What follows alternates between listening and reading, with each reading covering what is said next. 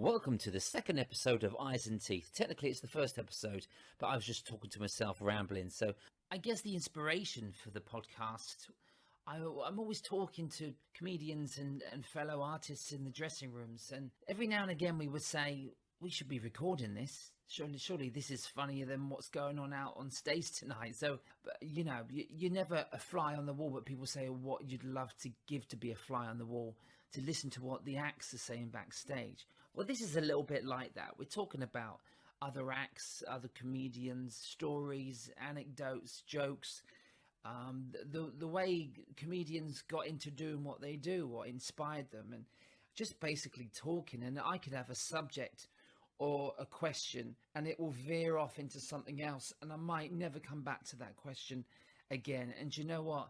It's free for all. I don't mind that. I'm choosing a lot of my friends on this, and I'm choosing a lot of artists that I may not even know personally, but I just adore their work. And I know so many comedy acts, and I would love to talk to all of them. I may not have mentioned them yet, but they're on my list. Eyes and Teeth.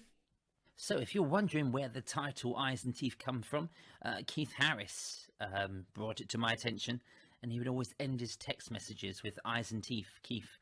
It basically means smile, you know, laugh, smile, show us your teeth, show us your eyes, or your laughter lines, and it means you're happy. It's a happy phrase. So I'm using Eyes and Teeth in memory to Keith. Keith was a very, very funny ventriloquist. Brilliant show that you put on, whether it was for children, family, adults.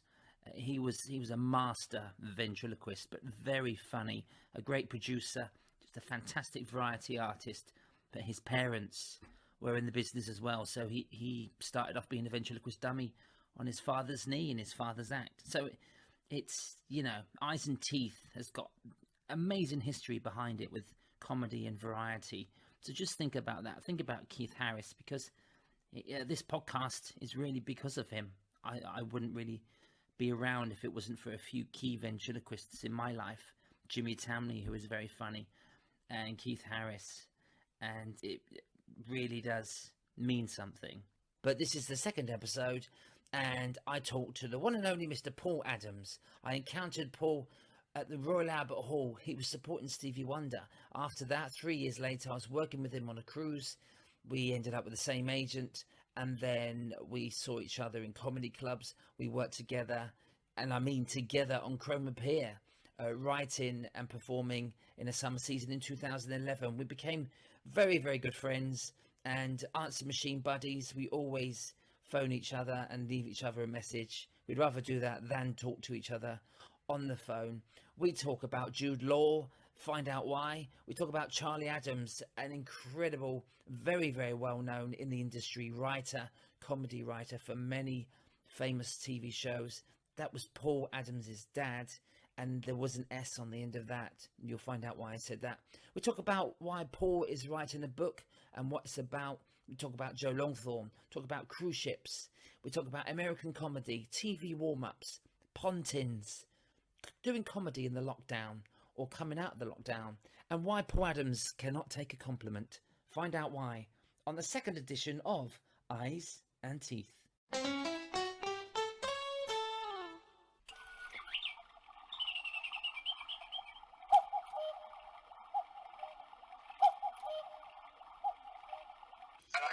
Paul Adams. Okay, I'm all plugged in, I'm ready to go. Are we recording? Don't need to sound enthusiastic yet. I've got coffee, so I'm ready to talk to Paul Adams. Coffee. Who? I haven't got coffee. Do you want to go and get coffee? No. Do you want to get coffee in like 45 minutes when we have an interval? No. I'll do it in the interval, yeah. You'll hang up before then. I'll give you an interval. Can you call Mum? Will your mum bring one out? Or? No, she can't make coffee like I make coffee. Nobody can make coffee like I make coffee. I'm the same with tea, mate. I'm the same. The people can't make it the way we make it. What is it? They won't listen, will they? They won't. No, nobody knows anything better than us. When I'm ready to start recording, I'm going to give you an introduction. Is that all right? Are we not recording now? No, not yet. But when I do, We're just wasting all this. You should have record pressed just so you can have outtakes. I am recording. I am recording. You're recording because otherwise it's all waste. I'm not wasting any Paul Adams material at all. So, Never. I'm press record. ready to collect. Okay, we're recording. We're recording. But you've got a picture of a coffee on your actual profile. It's not even your face. It's a coffee cup. For what profile?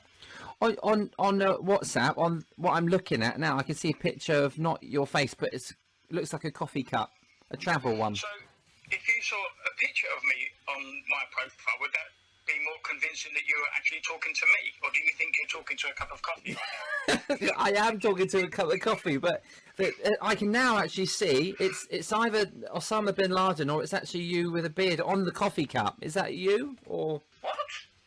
I could? Is it my reflection? Have you got a beard now or? Yeah.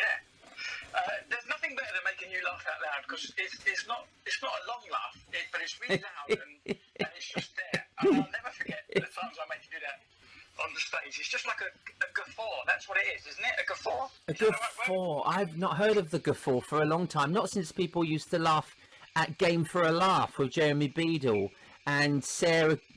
Who was Sarah? Not Sarah Green. There was another lady on there, and people guffawed at that, didn't they? Henry Kelly, Matthew Kelly. Yeah, but people guffawed at it, didn't they? I didn't think I guffawed. You were busy writing comedy. So anyway, I'm going to give you a little introduction and then see how this goes.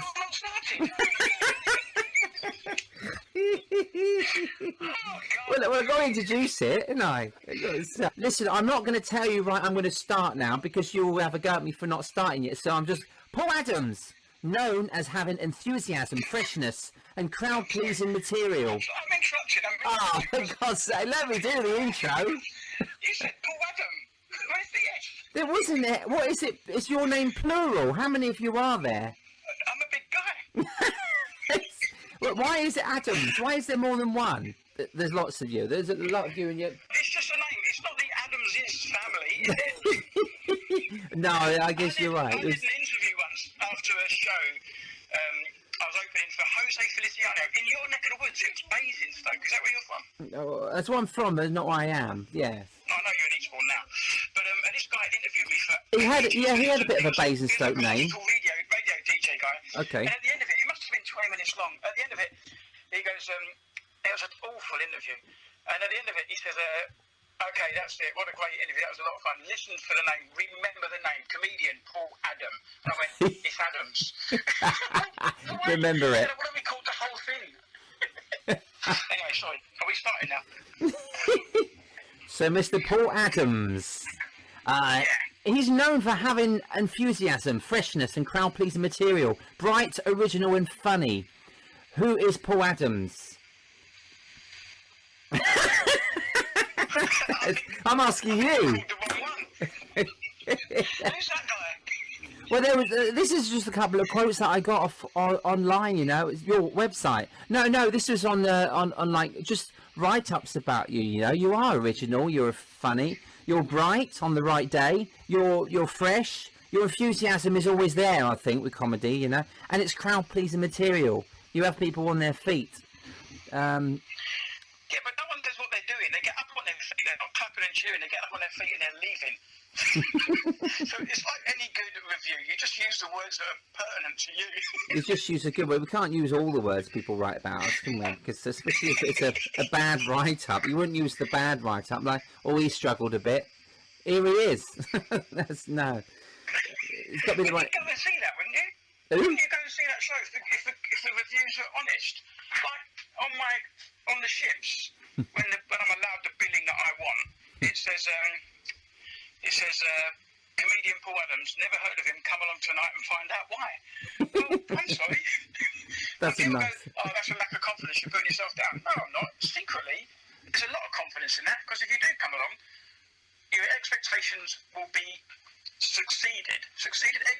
exceeded, yeah.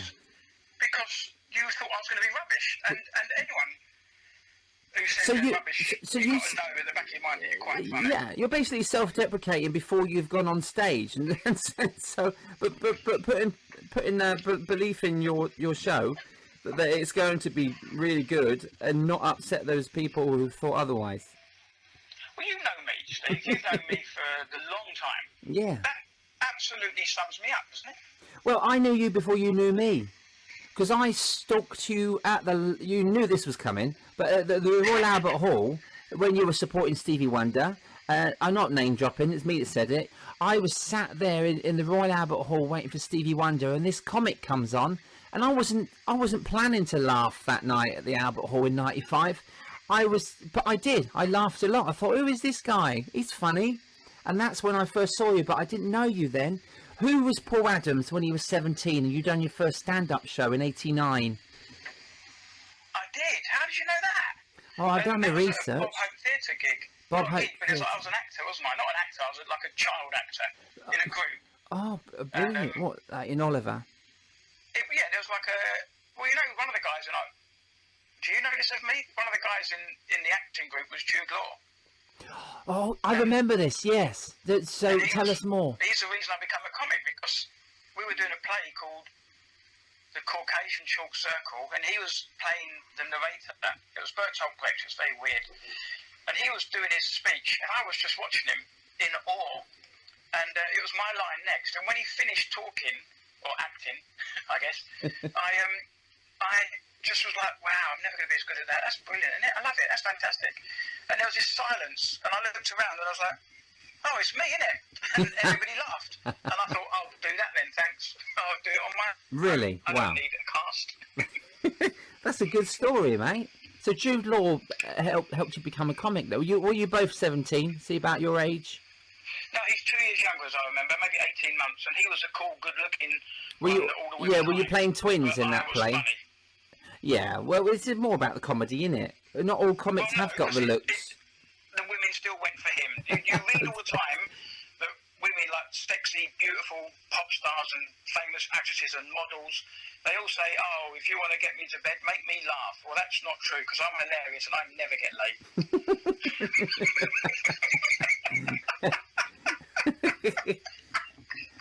Well, that works. Yeah, I can say that. I could have ended differently.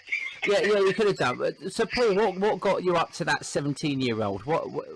It has to be. We have to mention quite early on Charlie Adams, who was a genius writer. And did you sit and watch Dad? Did you go to work with Dad? Did you sit there watching writing? Yeah. I mean, I don't remember sitting there and watching him just write. That would be very much weird. Like just watching paint dry, wouldn't it? Yeah. Get out of my office. Having said that, Steve, here's right, okay. Some of this is fresh in my mind because, like you, I'm writing a book because, you know, why not? We've got time, and we've got stories, and we know how to tell them. But my dad was a very good writer. He was a very good writer, but he was also very bad at reaching and making deadlines. So when we were growing up and I was at school, so we're going back 13, 14, 15 years of age, the phone would ring and it was my job if I was home to answer the phone. It had to be me. And did he give you that job? Every time. He always gave you that job? Say that again? He always gave you that job, but you had to always answer in case he didn't want to talk to someone, or was it just... Exactly, yeah. That's exactly it. I would answer the phone, I'd say 9250, and someone would say, hi, is Charlie there, please? And I'd say, who's calling? And they'd say, Jimmy Tarbuck. And I'd say, Jimmy Tarbuck? And as I said Jimmy Tarbuck, I'd look at my dad, and from his facial expression, I would know what to say next. Then... So you hung up? Got used to this. So Dad would say, if Dad answered the phone, for example, on a rare occasion, and he would shout out, Paul, come here. And that letter I asked you to post 2 days ago, did you send it or not? And I'd say, oh no, Dad, it's in my school bag, I'm sorry. So between us, we came up with excuses to get out of answering these questions. And then somebody, and we don't know who, I think maybe somebody like Bobby Davro, or probably a Monkhouse, to be honest, sent my dad a fax machine. So now he had no excuse, he couldn't blame the post office anymore. Wow, right? genius. And then one day, the comic rang, and we go through all the scenarios that we've had, all the little cheats that we knew, and he says, just put your dad on the phone. And my dad sat down at his desk and said, I've sent you the jokes, I've faxed them to you, I'm looking at them right now on the piece of paper in front of me. And I looked at that piece of paper and it was completely blank, and my dad just reeled off 10 jokes. And and the comic went off happy. And that's when I knew the difference between a comedy writer and a genius comedy writer. Yeah, wow. That is genius. What a lovely story as well. Genius. Did you repay your dad? I mean, did you get your dad to say every time someone would call, like all these girls would call for you, would you get dad to say, "Oh, what's your name?" "Felicity," and then you shake your head and say, "I don't want to talk to her." So did he do the same for you? What do you know about Felicity? With the girlfriend? It was just a name I plucked out of nowhere. What website are you looking at now? You found my secret pages? No, he never repaid that. I don't remember my dad ever. In fact, my dad could have ruined my whole career. When Wally Dent, remember Wally Dent? I was going to bring up Wally Dent, yeah, because he was my first. He put me on that cruise where I actually worked with you for the first time. Oh, that's true, he did. Yeah. Well, I knew Wally. He was my first agent, got my second proper gig. Yeah. And he rang up the house once, and I answered the phone. And he said, "Hey, listen, Paul, can you get down to the Colston Halls in Bristol?" And that's pretty topical right now, by the way. It is. He says, "Can you go down there and open up for Joe Longthorne tonight?" I went, "Yeah, go on in." So I did it. And out of that, I got a summer season and a tour with Joe Longthorne. And then after that, I was opening for, like you said, some pretty big names. And I became a pretty decent opening act. Yes. But had my dad answered the phone, he would have said, "He's not ready for that gig." Do you think? Yeah. Wow. That's what he said. He told me when I said, he said, "Where are you going?" I said, "I'm going down to Bristol to open for Joe Longthorne." He said, "You know who Joe Longthorne is?" I said, "No." He said, "You're not ready for that." I said, "Oh, thanks, Dad." He's only protecting me. That's all he was doing. Joe Longthorne was, you know him, he's incredible. arguably the most talented man I've ever worked with. But truly incredible talent, wasn't he? Yeah. Did you work with him? I worked with him once. I saw him at the London Palladium. I watched him from the wings at the London Palladium in '95. I was working at the Palladium, so when I finished selling programs, I actually had a night off, and I wanted to watch him from the wings, and I did, and it was incredible. And I met him at the after show party later that night, and we chatted. And then he said he's starting a management thing. So I nearly got managed by Joe, because he nearly started the management, but then nothing happened. But it was probably about 8 years ago. I got a call from an agent to say Joe Longthorne's down at Weymouth Pier tonight, and someone's dropped out. Are you available? So I drove down, done a gig, had a lovely gig, said hi to Joe. He didn't remember me from the Palladium days, and so I made a good impact. But again, he was incredible, you know, on stage, wasn't he? Just incredible performer. Well, what you'd have liked, when I toured with him, when we finished the summer season, we did like a 60-night tour or something. And but I was on the coach with the band and the musicians, you know, everybody. Wow. And so I was really was a part of it. And in some ways that was good. I remember towards the end of the tour, I started finding myself because it was just a bit too much. Yeah. Because I'm not really into anything else other than telling a few jokes. I don't really care for the rest of the stuff. But what I did love was sitting in the auditorium when the band went through their sound check, and they would start, like, I think it was drums and bass and keyboards and all together. Then the violins would come in and the front line would come in and the backing vocalists would come in, and Joe would come on sometimes to sing a song, and that was the best part of it, listening to, like you, I love music, not as much as you, I don't think. I'm not sure anyone loves it as much as you, but, you know. You know, well, my dad really got me into music, really. We grew up listening to the Beatles and the Beach Boys and all that. I got massive into the Beach Boys, thanks to Jimmy Tamley, who played it in his car when he roadied, when I roadied for him. You know, so I grew up listening to so much music, and I got my dad to thank for that. But and your dad really, comedy really was all around you, wasn't it, when you were growing up? Well, yes and no, I guess. I mean, music was probably when my dad died. I did the eulogy. Yeah. And I remember talking about the 4 things that he loved, and it was family, comedy, music, and books. And all we really knew that family came first. The other 3 could interchange. I mean, I'm sitting in his old office now, and I'm surrounded by all of his books. Well, not all of them. It turns out we found a bunch in the garage. Oh, really? But, there's got to be close to 3,000 books in this office. Wow. And at the same time, I haven't counted them yet, but I'm looking at 1, 2, 3, 4, 5, 6, 7, 8, 9, 10, 11, 12, 13, 14, so 28 shelves of CDs. Those are small shelves. But so music and books were definitely his. But then, interestingly, around the room, 1, 2, 3, three, four pictures or things that would suggest you that he was in entertainment. So I don't know, I was surrounded by comedy. Yeah. I was surrounded by stuff. Yeah, of course. I mean, he wrote for Bob Hope, didn't he, your dad? He wrote for Bob Hope. Can you name a few of the people he wrote for, comedy-wise? There's a great thing in his bio that you should say he's written for the legends, the greats, the wannabes, the has-beens, and the not even close, which I love. But I mean, you know, Dad has written for the likes of, like I said, Bob Monkhouse, Mike Yarwood, Frankie Howard, going back that far. Then you've got the new ones, if you like, not the new ones, but in the 80s and 90s, Shane, Bradley Walsh, Brian Connolly, Bobby Davro. Hale and Pace was a big one that I'd forgotten how much he'd written with them. Really? Wow. Starbuck. Yeah, he wrote 2 or 3 series. The biggest thing, probably most commercially successful thing he ever did was Noel's House Party. Yeah. You remember that, don't you? Mr. Blobby, yeah, I do. No, that's what, if you Google Dad, that's what comes up, the creator of Mr. Blobby. It's not even true, he just wrote for him. And if you hear the words that Blobby said, how hard is that to write for? He wrote that. That's it. He based him on a drunk Glaswegian, that's what he was based on, which is where he came from, although he was never a drunk.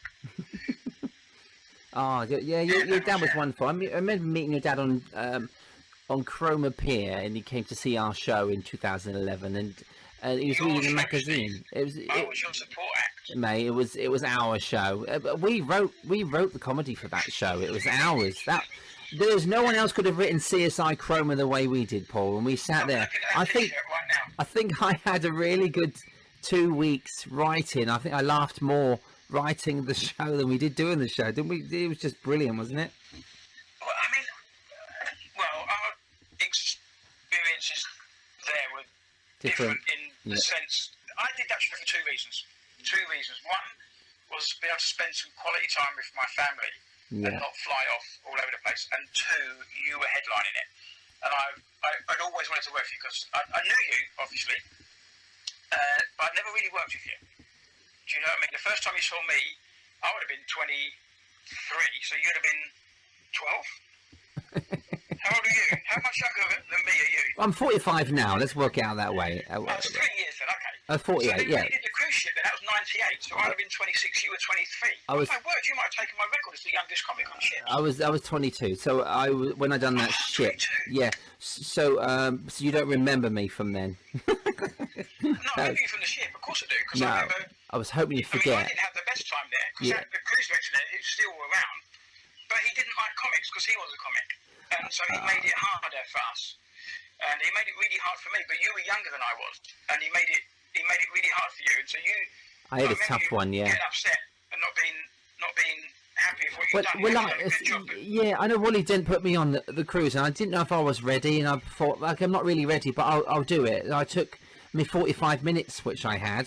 I'd only been the cabaret for a year, so I went on there with me 45 minutes. They said you might need some extra material. I thought, well, I haven't got any, but I've just got a Michael Jackson puppet, so I'll take that on, and I might be able to come up with something. And when I'd done my 45 minutes, I remember they gave me like an 11 o'clock show before, and it was the last thing that people would have seen on the cruise because they went home the next day. Luckily, so did I, because I planned an extra half hour. It was a half-hour late-night show, and I didn't really have a half hour. I just started to do this Michael Jackson routine.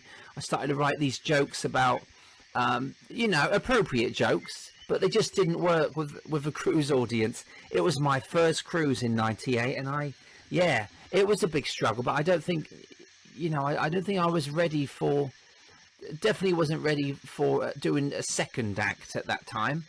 I'm okay now about it, but I think it's very difficult, isn't it, doing cruises when you're young, when you're starting out, and you need people that understand you and your act before they ask you to do a second show, I think, and I wasn't ready.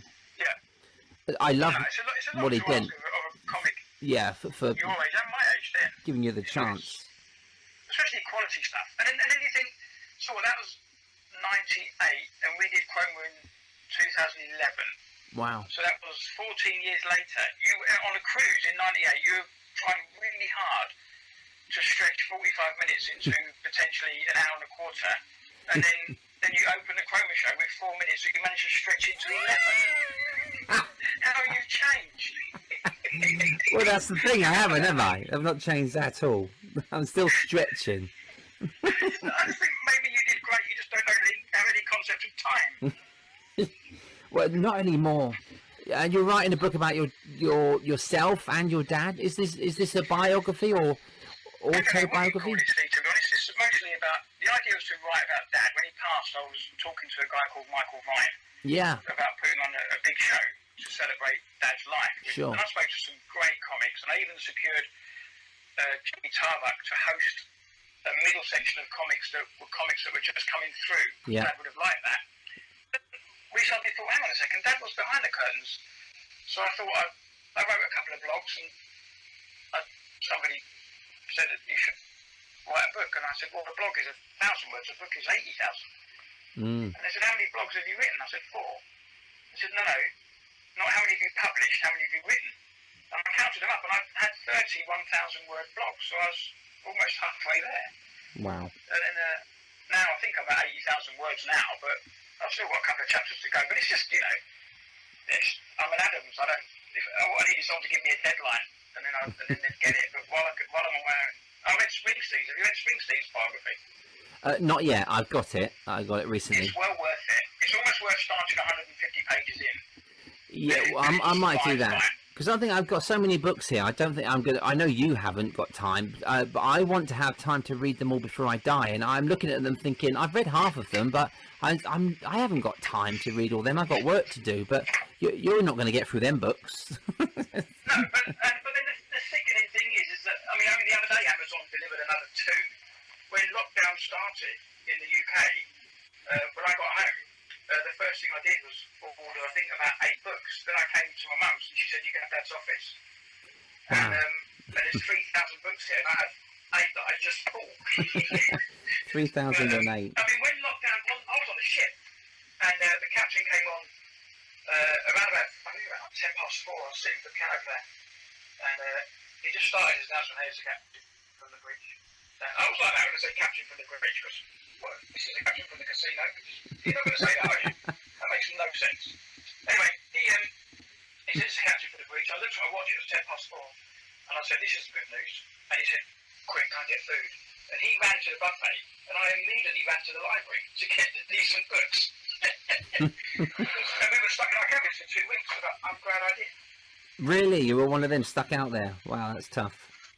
I was quite happy, Steve. I was on my own with books, and nobody was coming up to me. It's my show the night before, so at no point did anybody come up to me and say, great show, or, try and say anything. Although, when we got off the plane in Heathrow, this guy came up to me. We'd been on a boat that, was infected, and we were on a plane. It was not a nice situation. And at the end of it, he comes up to me at the carousel. He said, I just loved your show, mate, and went to give me a hug. And I just pushed him away. I said, are you nuts? And the general manager says, he's going to complain. I said, I hope he does. What's he going to do? Well, the company's not going to fire me. They're not for 2 listening. reasons. Why did you push him? Well, because he came up to me to give me a hug, and we're in the middle of a pandemic. And number 2, the company's probably gone under by now anyway, so who cares? But has anybody wanted to give you a hug for making them laugh before? It's a nice gesture, not in a pandemic, but it's a nice gesture to have a man want to hug you. I don't know. I'm very good at dismissing the compliments. Don't you find it embarrassing? I don't know that I enjoy it. Oh, I do. No, I'm not. I don't search for it. No. I don't know. You know me. Yeah. No, it's slightly embarrassing, isn't it? You blush a bit, didn't you? I just like telling jokes. I think I love writing a joke. I think I like telling them. But the rest of it. Do you remember when we did Chroma? One of the best thing I learned working with you. 2 things I learned working with you. Number 1. Answer machine messages have a limit of 3 minutes before they cut you off. Do you remember the messages we used to leave each other just talking randomly about nothing? I do. Like the one call you didn't want to miss was a call from me to you or you to me. We did that. We did want to miss the call because we were just looking forward to the weren't we? We were looking forward to the answer phone message. We didn't want to talk to each other. Actually, it was just what are they going to fill it with? Our telephone calls and our messages that we left on each other's phones. That's probably an early version of a podcast. Because I would listen to them. The same length. Yeah. And the other thing I learned working with you, is audience sees you. For example, when the show's over and the dancers would head out and people would run over to the dancers and ask for their autographs, then the singers would go out and the singers, like it or not, were perceived as being somebody who they'd much rather have their autograph, so they go and get the singer's autograph. Then, what was the guy's name? Casbo, wasn't it? The BMX guy? Oh, yes, yes. He came out and people would ask for his autograph. And then I come out, people would ask for my autograph. And then when you came out, people would ask for your autograph. So I always left with you, and I never signed an autograph. I would walk out, nobody gave a chart about me, because there was Steve Hewlett. And I would either go home, or sometimes you and I would have a quick drink on the top of the hill, and I would be there halfway through my drink with yours waiting. And I would think, sometimes I wish I was more like Steve Hewlett. Yeah, but I was much more accessible to the crowds and stuff, but sometimes I'm like me, because I know, but you do say that you were waiting to walk with me so they wouldn't, approach you. But I was actually coming out at that right time every time, so I know you would get to the pub first, and I wouldn't have to buy a drink. It was always there waiting for me when I finished signing. It was worth the £4. If that cost me 28 quid a week to avoid people, probably did. I'm happy. Did you never buy a drink? No, I did. You're I a very did. generous man. I'm joking. Do you remember when we turned up in rehearsals and everyone was halfway through dance routines and we just gave them like 48 Cakes. donuts? Donuts, yeah, the cakes. I've got a photograph of everybody just on the floor. Do you remember, just with their mouths open? That was yeah, that sounds like a dodgy photo, didn't it? So anyway, you were telling me about being embarrassed about sort of being, praised and things. That I've got something here that somebody's written about you, and it says you are a favourite not just for the Brits but for Americans. They love your humour as well, the Americans. You can tell me more about that shortly. But US comedian Richie Minervini says Paul Adams is without doubt the funniest English comic he has ever seen. During his performance, he made a crowd of multi-nations laugh, stand up and applaud. He's one funny sob. S-O-B. S-O-B. I don't want to say it, but you know what I mean. He's a genius. He's one of the best comics. He's best friends with Kevin James. You remember the guy from King of Queens and stuff like that? Yeah, I've got a mutual friend called Richard Papura who does comedy magic, and he knows Kevin James as well. So I know the sort of round, the comics they hang around with. And so Richie is a friend of Kevin's as well. Yeah, they're on the same circuit. Well, Richie Minervini had not on the same circuit now, but Richie Minervini had the first comedy club on Long Island. Wow. And he would tell me stories, and he'd say, yeah, there's me, Sam, and Jim, and Mike, and he was talking about Sam Kinison and Jim Carey and Mike Myers, Yeah, that's stories you want to hear about. I was doing a ship with him. It was my first ship in front of Americans, and I was very nervous. But because I'm smart, I knew that there was no difference in the sense of humour. But I knew the important thing was to make sure every word I said was recognised by both countries, as it were. Yes. So I went to his room just to ask him, if instead of saying skip, what do I say? Dumpster. Okay. So, but after about 10 minutes, he must have got bored. He just started telling me stories, some brilliant stories as well. And then he said, you better go. I said, what do you mean? He said, your show's at 8 o'clock. I said, what time is it now? He said, it's 25 to 8. And I was like, me too. I had to shave and shower and get dressed and plan my show.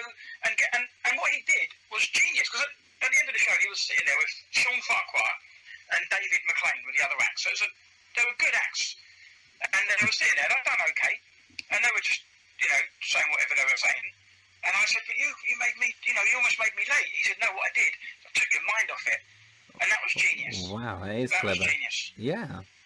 I mean, you've done comedy clubs, haven't you, in New York, Montreal? Did you have to change much of your material? And I know you said you had to change a few words, but what did you have to do material-wise to make those gigs work in the States? I didn't really change much, but what the beauty of doing gigs there is that if you thought something in the daytime, you could probably just do it at night. There was no rules. I'm not a blue comic. I'm not as family friendly as you are. I don't want kids in the crowd because I think they would get bored of me just talking. But I like to be able to talk about what I want to talk about, and that's what you can do in those clubs. And you come over with a new perspective, because I'm an English guy in New York. When the first time I worked in New York, was a song there somewhere? Not the first time I worked in New York. One time when I worked there, I went over there on my own, and I was going to do an open spot. And when I got to the New York Comedy Club, I get there and it's 6 o'clock or something. The show is, And I'm there, and the guy says, "Where's your friends?" I said, "What friends?" He said, "You're supposed to bring 10 friends. There's a bringer." I said, "I haven't got 10 friends. I've flown 3,500 miles to be here." And he said, "Well, you've got to bring friends. That's the only way." I said, "No, the booker said he was going to watch me. No, the booker doesn't come to the show." And now, this is very out of character. I said, "No, the booker said he'd come to watch me. Why else would I come this far?" So the booker comes down the stairs, all grumbly, because he hadn't promised me at all. So now I had to be good. And luckily, the other 9 comics all brought 10 friends who didn't see me as a threat.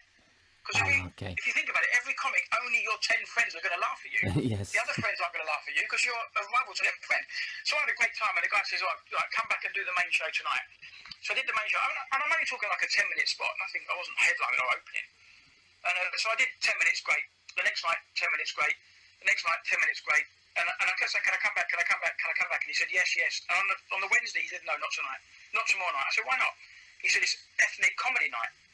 I said, "What are you talking about?" He said, "Well, it's all, Italian comics, black comics, Jewish comics." Wow. I said, "I'm an Englishman in New York. Well, how much more ethnic do you want?" And he went, "That's funny." And he put me on. Really? Wow. Well, that's true, isn't it? Brilliant. I did one of my favourite, and the first time I swore on stage was that next night. I won't tell you the story now because I have to swear, and I don't really like to swear. I'm certainly not on something like this, but it was quite annoying because I always say that swearing doesn't enhance a joke, but on this occasion, not only did it enhance it, it made it, and it saved my life. But, you can tell it if you like. anyway, because it's the F word, and people want to say the F word. I'm not going to say the F word. And if I do the joke and say the F word instead of saying the actual F word, then it's Not as just not funny. Takes it away from the joke. I know what you mean. Well, you can't do that in TV warm up, and you've done a lot of TV warm up work as well. How did that come about? Did you enjoy doing those? Because they are completely different gigs. Building up an audience for a TV show, and what sort of shows did you do? Yeah, like you on the cruise. I did those, but it was too early. Now, it would be my ideal gig. But back then, I didn't really know how to not do my act. I didn't really know how to just go out there and not wing it, but just ad-libbing, talking and bouncing off. What you did then that was brilliant is you went from that story of me telling a joke with a swear word in it, and you segued into a bit, into another question. Yeah. Right? And that's what the warm-up gig is, isn't it? It's like someone, "Hey, where are you from?" "I'm from London." "Oh, what do you do for a living?" "I'm a zookeeper." "Oh," and then you do a joke about giraffes. Yeah. But I Okay. didn't know how to do that then. I would do it now. But I did some big ones, Blankety Blank and the Generation Game. And Wow. it's probably down to, Which Blankety Blank was it? Down to Dad. Okay. Sorry? Really? Who was hosting Blankety Blank? Was it Les? How old do you think I am? Well, that's what I'm asking. I'm trying to think who else did it. Was it Paul O'Grady? Was Lily it? Savage. Terry Wogan, Les Dawson, Lily Savage. Okay. Lily Savage, of course. Paul O'Grady. Yeah. Oh, okay. Apologies. Well, you're my age, My first so. television warm-up was when I was 4. Of course. Maybe that's why I struggled. I didn't know any words. They're those swear words. So was it the Terry Wogan or was it Paul O'Grady? Lily Savage. Lily Savage. Still Lily Savage, yeah. Okay, sorry. Maybe the question was Savage. They used to have guys walk along the side of the studio with the curtain held up, so you didn't know that he was arriving. But what no one ever thought of was this guy was 6 foot anyway, but he had a wig on that was like another foot. So you always knew it was coming because otherwise there was just a mysterious piece of hair walking around. But I got fired from that gig because I was apparently getting too many laughs. That happens, you know. I've heard that before about warm up being too funnier than the host and the host not liking it. That really happens in the world of behind the scenes of television. And my dad was writing for the host, so go figure. Wow. Oh, wow. Well, I thought it was that, and that's what I was told. But then I later learned that the real reason was that I was distracting. On Blankety Blank, I was distracting the guys who were sitting on the panel, like the stars. Yes. By asking them questions when they were trying to set up camera angles. So I was slowing the whole process down. Okay. And what they did, they fired me, but what they'd have been better off doing was firing me and telling me the reason why, as opposed to, "We're firing you, but it's because you're too good." Not too good, but do you know what I mean? That's how they were wording it. Yeah. And so I didn't learn from that. And I don't think I did another one after that. Did you not really? You made a lot of your groundwork, didn't you, in Warners and Pontins? I didn't know you was a blue coat and you a Warners coat as well. So Warners were called what's the word? Can't think what the word is. Warners were called team stars. Yes, that's right. And I was a team star for 2 years, and then I went to. they asked me to go from Warner's to Haven when they amalgamated in '92. Yeah. And I lasted about a month. I was left in charge of the evening entertainment. But the entrance manager was horrible. And the whole situation was horrible. So I just left. I went to Pontins. And I tell you who left. I left Seaview in Weymouth and went to Pontins Hemsby. And the same day, Joff Eaton left Pontins Hemsby and went to Warner's Seaview. Do you know Joff Eaton? Joff Eaton, Royal Caribbean, Joff Eaton, yeah. Yeah. So we've known each other since back then as well. Wow, yeah. I worked with Joff on Air well, Tours, actually, in 2001, Air Tours with Joff Eaton. And, yeah, I'd done two cruises with him. That was, I was on Air Tours 95 and 96 when it first started. Oh, I was on it just before it finished. I was 23 and I was told I was the youngest comic to ever work ships. And I've always, I think I've said that to people, oh, I'm the youngest comic to have ever worked on ships. And it turns out you worked one in 98 when you were 22. Well, Yeah. you're a ventriloquist, so that's not really comedy, is it? No, it's not. You can't call me comedy. But you can, yeah. You keep your title then, which is nice, isn't it? Just for the book, it sounds better. So, yeah. You have supported loads of incredible names in the music and comedy world. What has been the most challenging audience in like supporting, or have they not been challenging? Because the Stevie Wonder gig, they're not expecting. I very happily supported a few people like the Stylistics and Kenny G, the Osmonds. They're not there to see you, but you need to win the audience over to get them on your side. It's a different gig, isn't it? Being a warm up to a famous name, because you have to win them over with comedy as well. And if they're singers, the audience aren't geared up for comedy, but then they should love it more, surely. I think it's a. I don't know. I mean, it's a great gig, isn't it? You get there, 6:30, and you do the gig at 7:30, and you're in your car by 8:05, and that's it. It's lovely early night, and there's no pressure because, like you said, they're not expecting you. What's nice when you do a long tour, I used to do long tours, is that they get to like you and they come in. And so on Longthorn, I was told that it was unusual that after the amount of nights we were doing, that the front rows were still coming in, because the front rows would often be the same people. Yes. But it'd always come back, because although I didn't have much material back then, I still mixed and matched it. You never really knew, because I'm not very good. I get it wrong. So you could hear the same joke 3 different ways in a week. But then you get to the level of, some of the stuff I did in London with Stevie Wonder or George Benson, whoever it might have been. I hate this stuff, Steve. I know you do, mate. But just, we're talking about you. It was a different gig, because 6,500 people aren't expecting a comic, so where's the pressure? Do you know what I mean? It doesn't matter. Stevie Wonder, and I looked for this to give to you for your 40th birthday, and I can't find it anywhere. So it's definitely gone. The only thing I've really kept for my 30 years in the business, it's 30 years, by the way. Wow, congratulations. It's the laminates from some of the tours that I've Oh, done. That's all nice. I've got, and a couple of pictures. Oh, they're nice, though, to keep. But what I had from Stevie Wonder, he didn't have a laminate. It was just a sticky thing you put on your chest. And I had that, and I had it stuck on. I don't know if you remember this, but at the Royal Albert Hall for that gig, as you walked in, there were no posters, because it was for his charity, his blind charity. It was for the posters, charity, yeah. on every single door was a piece of A4 paper, sideways, saying 7 o'clock, doors open, 7:30 Paul Adams, 7:42 interval, 8 o'clock Stevie Wonder, 11 o'clock show ends. So it wasn't the interval was in the wrong place. Yeah. But so there was no pressure, but I had one of those door pictures and one of those stickers, and I remember thinking when it was your 40th birthday, I was thinking, I'm going to give that to Steve because he'd love that. And it had Wally Dent got me Stevie Wonder's autograph, but he didn't. All he did was get a marker pen and write Stevie Wonder before he ran out of space on the paper. That was his idea of a joke. And I just thought, I like it, I like that souvenir, but I knew you'd love it, probably love it, but I could never find it. So I'll have to get you something else for your 40th birthday 5 years ago. That's right, I'm still waiting. Oh, it's brilliant. They were great gigs, and you couldn't really fail on them, because no, they hadn't come to see it, like you captivated. said. So if you were funny and you got a laugh, you'd already exceeded expectations. It's a bonus, isn't it? Yeah, incredible. Yeah. And I finally got to, in 2016, how many years later was that? That's 21 years later. I got to do the Albert Hall. I waited that long with Kenny G. And yeah, I got to feel how you felt on there. And obviously I didn't get as many laughs because I'm a vent.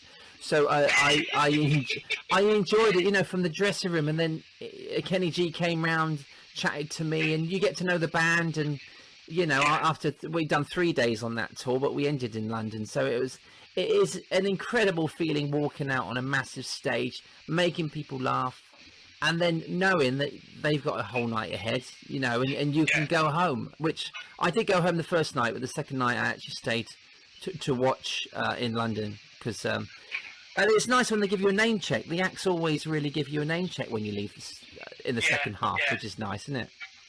It is nice. I never stayed to watch. I did 4 tours with the Stylistics, which must have been something like 120 shows we worked out. And on the very last one I did, we were in Truro, so I stayed overnight because I couldn't get. I got the train down. I didn't want to drive that far, so I got a hotel when I was just staying overnight. And I was in the wings when they were singing, and they pulled me out to join them for the last song. And they said, "Go on, Paul, sing along." No, I don't know the words. They said, "We done 100 shows together." I said, "I've never watched." Oh, it was funny. Yeah. You looked at me, but we had a lot, because most of the stars, and you've met a lot, they're just ordinary people. Yeah. And a couple of them give them a bad name, but that's true. They were always fun gigs. I loved them. Yeah. I mean, I grew up sort of at stage doors and things, and actually really just wanting to be in the business. And when I got in the business, I did realise that all these people were just normal people earning a living. We're all normal, and you kind of think, yeah, I respect what they do, I love what they do, but at the end of the day, you know, I probably annoyed people at stage doors back then, and I'm thinking, but I think that's why. I think that's why Steve Hewlett is who he is when he's at stage doors. I feel sorry for them people out there in the rain, and I give them my time, like Doddy did, you know, and because it was me. It used to be me out there. Well, that's the best thing. You're being you, but you're also doing the right thing. You know, and I'm not a complete, like you said. I think you used to joke that when you saw me walk into the backstage area on the Stevie show all those years ago, that you said you just ignored me. Then you found video footage of it, which clearly shows me not ignoring you. No, you didn't. You didn't ignore me. I'm clearly trying to get away from you, but I do answer your questions that you ask. No, you do. Right, mate, thanks. You do, mate. And I think even back then you were not scared of praise, but you're embarrassed about praise. And I was praising you because I saw you the night before and thought you were fantastic. I thought I could become your friend or something. Or at least meet Stevie Wonder, but it never happened. It did happen in the end. I got the other one. I got the better one. You? That's very funny. That's very funny. Cruise ships, Paul Adams. So I thought, or we thought, we'd always be there. The world would always be there with cruise ships. But the world has changed early 2020, and now you're writing a book and have countless ideas. But what plans do you have for the future if cruises don't come back? And has it changed your comedy mind at all, or are you just going with the flow? I'm just going with the flow, Steve. I think yesterday I got an email cancelling November and December, so I know now that I'm not going out for the rest of the year. That's kind of relaxing. Okay, right. Okay, so we've got nothing. Where do we go now? So you're just, I've got some ideas. I see my future in, I've applied to be a postman. That's the only job I can see myself doing. Although suddenly... Well, you're really good at the delivery, so... That's why I like it. I'm quite good at travel, so why not work in travel? I mean, travel will come back, but cruise ships will be the last thing. No. But right now, I'm just thinking, if I could, in my world now, what I'd like to do is just manage, nurture, cultivate, find some talent and just go, right, okay, not here's how to do it properly, but suddenly, you too, I was talking to another comic that we both know, we're the experienced guys now. There are still people out there who are more experienced than us, but now the kids are coming up to us and saying, hey, you remember Paul James? Yes, yeah, very well. Right, well, when he passed away, Tucker called me, and I was blown away that he'd passed away. I was absolutely gutted, because he was a comic that I loved when I was a Blue Coat, and I used to watch him every week. And then Tucker and I were talking about this. Tucker was the one who broke the news to me. Right. And then he said, we were talking about how we've grown as comedians and we just got older. And we remember thinking, we tried to work it out, that we up to us and ask us questions like we used to go to Paul James and ask him questions. And back then we thought he was old. And we reckon Paul James, when we saw him, was probably 42, 43. Yeah. And we are now 48 and 51. So we're actually older than Paul James was. It's incredible, isn't it, how we see people when we're younger. But it's true. We're there now. I think the biggest difference between you and I, if I can be so bold, is I think you love everything about the business. I know how much you love the craft of ventriloquism. I know that. But you love everything about the business. Whereas I don't, but I do love comedy. I love the art of writing a joke. But at the same time, I want to help people get better. So I think I would focus my attentions on that, because if I can find a way of making money and not going away, then I'm going to be happier. Yes. And if the business comes back, then I'll do it if somebody wants me badly enough. Not badly enough, but. No, I know what you mean. You've got a great talent for writing as well, and would you continue to write comedy for people that need it as well as nurturing young talent? That'd be great. I mean, comedy courses would be great. Are you going to do some comedy courses with some young, upcoming people? Yeah, I don't know. I don't know that you can teach it. I think I'd much rather just watch a young Steve Hewlett and go, right, let me get him, and then.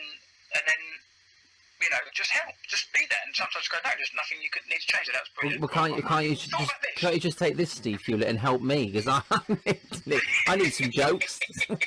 What's wrong with the old middle-aged Steve Hewlett? You're one of my mates. You only got to ask. Although it turns out everybody's my mate. I don't think I've been paid for one single joke that I've written. Oh, bless you. How much do I owe you? How much do I owe you for CSI Chroma? Oh no, we're both guilty of that, mate. We'll never get a refund after that routine. Do you remember we used to do that sketch in rehearsals and nobody laughed, and we almost both turned into Roy Hudd on the Hudd lines, and if the audience didn't laugh at what we said, we'd just make a funny face, wouldn't we? That worked on the Roy Hudd lines on radio. Yeah. I think we did. I mean, it was, it wasn't our show. You were the headliner, I was number 2, and I was happy with that. It was our show in sketches. I mean, you were such a generous headliner that it did become our show. When they were struggling with ticket sales, do you remember that they brought out a new poster and it was just you and I, and all of a sudden it was Paul Adams, Steve Hewlett and Paul Adams. It was very different, but you were generous and it was nice, and I think that's what we both had. If we're both on stage, neither one of us had to get the last laugh. As long as there was a laugh, we didn't care which one of us said it. It could have been me, you, or Arthur. Yeah, I think it changed every day. That was the hardest thing, wasn't it, I think, when we did shows. When there was 3 of us. And that was hard. Like, the disco stuff was great. When we were DJs, it was just me and you. Yeah. But when Arthur came into it, all of a sudden there was a third voice to think of. And then we did it once when I had a puppy, do you remember? Yeah. You teaching me ventriloquism. So we were a comedy troupe. So there was 4 of us. we were like the take that of comedy. The Barron Knights. No, that's better. The Grumbleweeds. Let's see if we can think of a group that's still around. Oh, I can't think of any. One Direction, they're hilarious. I think you've got to give yourself the credit for how generous you are. I think we were a good team for Chrome. I think we did a really good job, and we weren't going to settle for doing the old hack. We didn't want to do it. CSI Miami. We come up with just the title CSI Chroma is funny, and we made it different. We updated it. We were topical with it. We added gags throughout the season. Because we get bored with scripts, me and you. We were topical, so it was nice. It was really nice to work on something new that changed nearly every night as well, even if it was just one line. It worked, didn't it? And we updated it with the news, didn't we? Because it was all topical. But by the time the season ended, it was nothing like the script we started with, because it was using our comedy minds.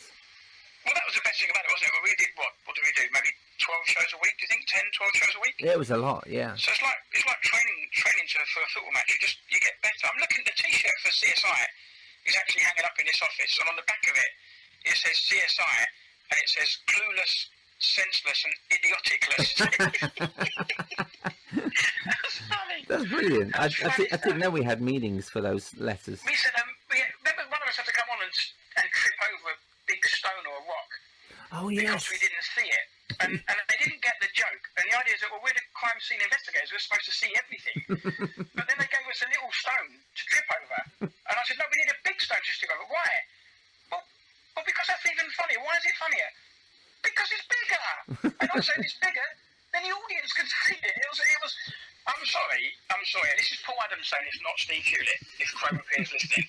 But they understood music, they understood dancing, they understood sets, they understood everything else about it. Was that but when it came sets? to comedy, they didn't have a clue. Right, yeah. I'm sorry. They didn't. Oh, controversial. Sets, you said. And neither did we, to a point. Well, we did actually go ahead with the CSI Chroma routine, so... Was that the most nervous you were when that show opened? I was more nervous about my own spot because that's the one thing I didn't pay any attention to for 2 or 3 I know weeks. you don't, do you? You just assume they're going to give you time to rehearse your own bits, but surely that should be in all comics' heads. But no, you kind of need to practice it because I mean rehearsals were 2.5 weeks until we opened the first show, and then but we haven't done any gigs, we ain't gone through our material, and then oh my god, it's opening night. We've rehearsed everything we needed to, but not the reason we're there for, which was to do our acts. So yeah. You kind of need to refresh that all the time. So did you think, going back on stage, you think most material will be about the lockdown? Surely everyone's going to be talking about that in the comedy world. Wouldn't it be special to not mention the current situation, or do you think it's inevitable? I don't know, mate. It's an interesting question because if you're going to do a joke, say you're on stage in front of 1,000 people and you've got a joke about a one-legged man, there's a chance in the audience somebody has one leg. Yeah. Now, you're talking about something where if there's 1,000 people there, there's a chance that at least 50% of them have been affected by this, if not all of them. So I don't see where the funny is. And I was talking to a comic who wanted to write some stuff about this, and I told them not to. And they were told to ring me because apparently, like you suggested, I can write a joke. Take your compliment. So I said, well, I don't think you should, mate. He goes, oh, well, what do you know? And I'm like, mate, don't worry about it. If you don't want my help, I'm quite happy not to do it. I said, if you're going to do it, you've got to look at it from a different angle. Yeah. And then maybe like my dad, all those years, I'm not likening myself to my dad. But he said, what do you mean? And I said, well, focus on the lockdown. Don't focus on the disease. Don't focus on the virus. Focus on the lockdown, because that's what everyone has been affected, and find a funny but make you the joke of it. He said, what do you mean? I said, well, I'm enjoying lockdown. Why? Because I've finally got my A-level English. Do you know what I mean? Or talk about homeschooling. I'm homeschooling, and I'm not loving it because I've been thrown out of the class twice, and I own it. See, that's so funny. The funny's there. Yeah. But I don't think it's, wow, did you hear about the guy who got COVID? I don't think that's a joke. No, not at all.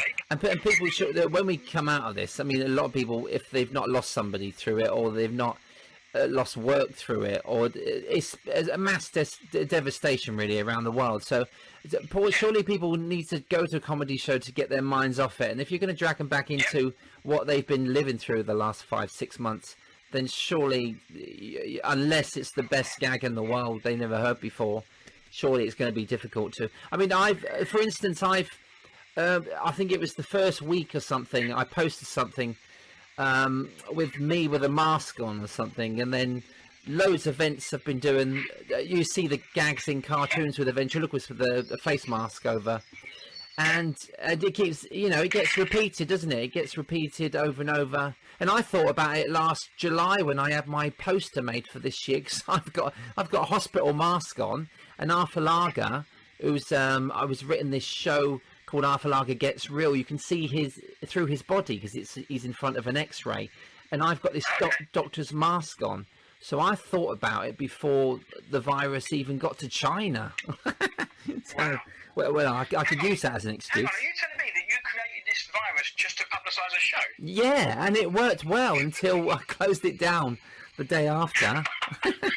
I didn't think it all through. This might be a perfect circle now, but the only piece of, like you said then back then about people have been affected by this and been bothered by it, they want to forget it, and you do the show. The only piece of praise that I will take and will hit me in a good way, touch me, is when, and you would have had this as well, is when someone comes up to you, normally on a ship, because when else do they see you? But, and they'll say, I wasn't going to come out and see the show because my husband died last week, but today you made me laugh, today you made me smile.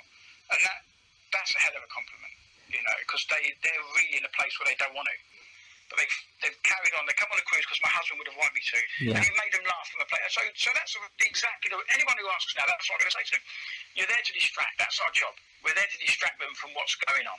Definitely, For yeah. 45 minutes. Take their mind away from it. And that is a lovely compliment. And I have had that, and it's nice that you get that. You probably get that more because you do more comedy, but you take people's minds away from it. And literally, they have lost somebody that's been there for 50 years in their life. They sat there thinking, I'm never going to laugh again. And then you change their mind because there's no way they can't laugh. And yeah, it's a very special power you've got, comedy. It's when Dad died, I absolutely. Mate, I was scared because I didn't know if I could do it anymore without him. Yeah. But I learned. I listened. It turns out I did listen. I did Yeah. learn, and I might be better now because I'm not relying on him. Now it's just me. Yeah, it's your dad was. I only met him that once on Chroma Pier. He was a lovely guy, and I'm glad I was there on that day. When you did talk about your dad at the service, it was truly from the heart, and we knew how much he meant to you. But wow, he meant a lot to so many people. And his name came up even a couple of weeks ago. I was talking to a comic, and your dad's name come up. People are still talking about him, which must feel nice, that his name always comes up because they're still waiting for work, and they're waiting for jokes that he's supposed to have written. They don't realise that he's passed away. So why did he come out? I rang them. They said I rang his son. He said he's passed away, but I think it's just another excuse.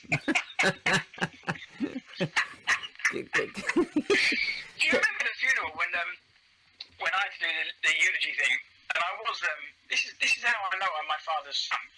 Is that I had everything on cue cards. I actually missed out a page that was written on a yellow piece of paper. I missed that out because it wasn't on my hand. It was on the little yeah. What's that thing called? That piece. Anyway, but during this, everyone is when I get up, people are like, "Oh God, this has got to be ours. This is his son." And I was getting laughs because I had funny stories that Dad had told or people had telling about Dad, and it was going well. And then at one point, I croaked. And I almost cried, and I heard the audience go, "Oh God, he's going to cry!" And at the back of the pack of cards I was holding, my index cards, I turned one over, and in big, bold, black letters, it just said "cry." And I said, "Don't worry, it's in the script." So I prepared for that. That's what a good comic does. He can wing it, but he's prepared. Oh, I'm writing that down. Hang on a second.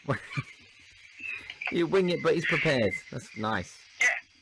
Still looking at that coffee cup. Be prepared. You do have to be prepared, and I'm prepared because I've got one more thing I'd like to talk to you about, and it's about a very certain gag that's gone all over the world. It's gone in movies. I think you know what I'm talking about. It's written on the comedy carpet at Blackpool, and it's a gag that you wrote, and it was one of those phone calls where your dad probably asked you who it was on the phone, but you were talking to this particular comic. Can you talk about this, and are you happy to share this on the podcast? Are you still there? Yeah, mate. I don't want to. I love you to pieces, but I don't want to talk about it. You know, because that's how you know how good a friend you are. Yeah. To me, that you know this story.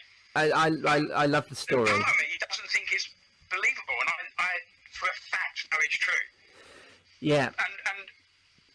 And the way the joke ended up isn't really how I wrote a joke, and I told it, I guess, and my dad heard it, and then he told another comic the joke, a well-known comic, and it just became a popular joke for him. But the way he told it compared to how I told it, the words are slightly different. Yeah. But he just told it better, and I'm not comfortable talking about it because I just think it sounds like I'm making it up. No, I completely know the story, and I know your dad knows the story, and you know the story, and we don't have to reveal the gag or the story, but it's an incredible one. And if it's going to be the name of a movie or the name of your book or whatever, we know it's there, and I'm very proud of you for that, mate. I'm proud of you, and I know you're modest, and I know that you're bloody good at what you do. You're a very funny man. Here's the thing. If you look at it from another way, is that I wrote that joke in, I don't know. Yeah, what year was it? Yeah. The very early 90s. Yeah. And I've not written a better joke. And that's been maybe 30 years. So You have, yeah. I was there with CSI Chroma. You have written better jokes. It was just a great joke, you know. It's been used around the world since then. It's got out, but I mean, well, the thing when you tweeted it the other month when it was on that movie, oh yes, if that hadn't happened, I might have spoken about it because the rest it's absolutely. Well, I was going to say it's feasible. Of course, it's feasible because it's true. But at the same time, you know, and a lot of people talk about that joke. It's weird. it's incredible, isn't it? It comes out a lot, and when people still use it in their act, you know, and I stopped using it. I stopped using it because I gave it to the other comic, and he tried to give me money for it, and I said no. And the argument was, he said it's show business, boy, it's show business. You've got to take the money. You've got to take the money. And I said, sorry, Mister So and So. Yep. But when I started out, I was doing most of your acts, so I feel like I owe you this. Well, again, you know, you're turning it around. You're a very generous comic, but I think this, you know, it just shows true with Paul Adams actually, and the joke that there's this song actually. I mean, if jokes got royalties, then you'd be a millionaire from this joke, I think, because songs are the same, aren't they? And we love our music, but songs get royalties. If you write a good song, you can live off that for the rest of your life. If only this joke was copyrighted to your name, you'd have 6,000 books, not you're exactly right. not 3,000. That's a great way to say it, because there are jokes and we've done jokes that are not our jokes. Yeah. But we've done jokes that are our jokes. But you're right, and there's people who've done our jokes. But if jokes were copyrighted and you could get royalties, and even if you just got like, you know, that's a good idea. Oh, it's too late now. Yeah. Well, I do that. I watch ventriloquist and think, I wish I'd thought of that. I wish I wrote that. And then I didn't, so I won't do it. And I've written ideas as a ventriloquist, and then I've watched the ventriloquist do it on TV 5 years later and thought, I'm going to scribble that out now. I won't ever do that. But I wish I'd done it when I wrote it. I've got probably 10 hours of brand new vent material, but I don't do 10-hour shows. You know, Ken Dodd only give me half hour when I supported him. But if you, yeah, I mean, now I've got a podcast. Maybe I'll start doing my material. But I've written so many lines, but then they're getting used because ventriloquists. I think when you're in a situation of like the lockdown, a lot of people are going to write the same jokes because they're doing the same things. And as a ventriloquist, like if you got the mask routine, you're going to write the same things with that mask routine. And I guess we're all thinking the same, you know. But if you've got a genius comedy mind, then you will write something completely different. And so it's a compliment, if anything, that a lot of people were doing that joke that you wrote. It's a compliment. I think you keep saying I'm generous. I think you have to remember how generous you are. I think you and Zerdin are probably the most innovative vents I know. I'm trying to think of, you know more of them than I do, but I think where's Zerdin, I think is great at coming up with, you know, like a moving baby, or I think what you do, maybe you don't, but I think you must believe it. You see, your material is superb. That's what I like about you. And I think my favourite thing about you, like me, is that you're not afraid to not get a laugh. And you have to be not afraid, because otherwise you'll never try something new. And you're always trying something new. Yeah. But then you also the old love, stuff don't work. again, like me, you love the history of what we do. That's why you brought back, don't tell me his name, I should have dressed with him. I won't then. Peter Gruff was a vent, wasn't it? Yes. It was a puppet. You're 50 out of 50. Oh. What was his name? Archie. Archie. And that's when we met people like Roy Hudd, not Roy Hudd, John Major. That's it, because you often get John Major and Roy Hudd confused. I remember the Prime Minister Roy Hudd. He was a genius. Roger Lloyd Pack. I wasn't allowed to talk to him. Do you remember that? But he loved us. He was great, and he loved you. He loved Archie, didn't he? He really loved Archie. Well, his dad was in the music hall, John Major, so he wanted to meet Archie because he watched Peter Bruff on stage when he was a kid because his dad worked with him. So yeah, Archie had a lot of history in that dummy, and so that's when Roger Lloyd Pack came to the dressing room. Is that what you were talking about? Yeah, and in the interval when we just wanted a cup of tea, but Roger came and chatted, and then he left, and then we had to go back on. But when those people came out to see the show, it was incredible to see what a little piece of wood actually drew to the pier. Do you remember that John Major came to see the show, and he's come to see the New York show, and he went, "Oh, I've actually came to see Archie Andrews," and we went, "Oh, that's next week in show 2 in the radio show." So he came back. He watched both shows. Did you know that? I did. I think you told me that. I think all I remember is the theatre manager telling me that I couldn't talk to him. And I was like, really? Fine. And I was also told that did you know this? I was told that don't mention John Major's come to watch the show. Don't mention him in your act. But I was told in such a not an aggressive way, but like he was like poking my chest. I said, "Don't mention John Major." That's aggressive. In your act. And I said, why would I? Because he's not relevant now. No offence, but he's not. But then I remember thinking, how can I get John Major in my act without being too blatant? And there was a joke I would do, and I was walking around, and I used to say, I can't remember what the original line was, but it's something like the journey from the toilet, from the bedroom to the toilet was a long walk. And I managed to say, the journey to the John was a major trek. You got his name in. Nobody would have noticed, but me. Maybe I did. I don't know if I told you, but anyway, so I got it in, so I was quite happy. And the only person who seemed to definitely notice was his bodyguard, and I was chatting to his bodyguard, who was saying, "You're really happy." I was really happy because I noticed you got his name in, and normally people are told not to do that. Oh, really? Oh, that's genius. Wow. And he noticed. So that's a challenge, isn't it? Sometimes we like to try and challenge ourselves just so as we can. That didn't ruin it for anybody else. No.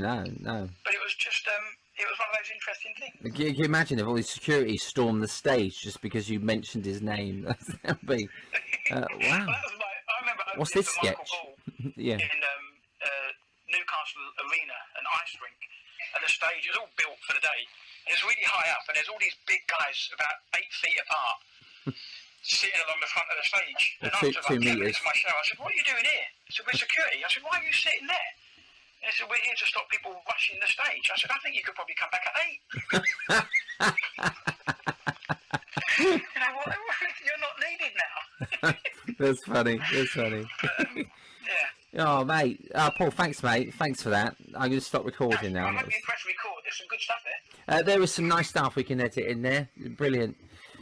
Oh, lovely. I'll give you 12 minutes out of all that. Can you cut it down to 10? As a pleasure, mate. Always a pleasure talking to you, whether it's recorded or not. To find out all the latest on Paul Adams, you can find him on Twitter at capital P, capital A Comedy, or Instagram at Paul Adams Comedy, Facebook probably on the same site, or his website is pauladamscomedy.com. There are other Paul Adams, and that's why you remember to put the comedy afterwards, because there's a wine merchant, someone works at the BBC called Paul Adams, also furnishers, and I know my mate Paul Adams stains floors. He doesn't mean to. I went there. And there's also a cricketer. But this isn't cricket. You know, he didn't work with Buddy Holly. He's Paul Adams Comedy. I also like to thank Steve Hewlett for producing the show, hosted by Steve Hewlett. That's me. Vocals again by Nina, Lola, Larissa and Rich T. The Cuckoo is homemade. Music always by Kevin Dean. And thanks to my guest, Paul Adams Comedy. At the end of each podcast, I'm going to end with a quote from a funny person. This week, and quite apt, really, is from Bob Hope. I have seen what a laugh can do. It can transform almost unbearable tears into something bearable, even hopeful. Thanks, Bob. Tune into the next episode of Eyes and Teeth when I speak to the one and only Mr. Mick Miller.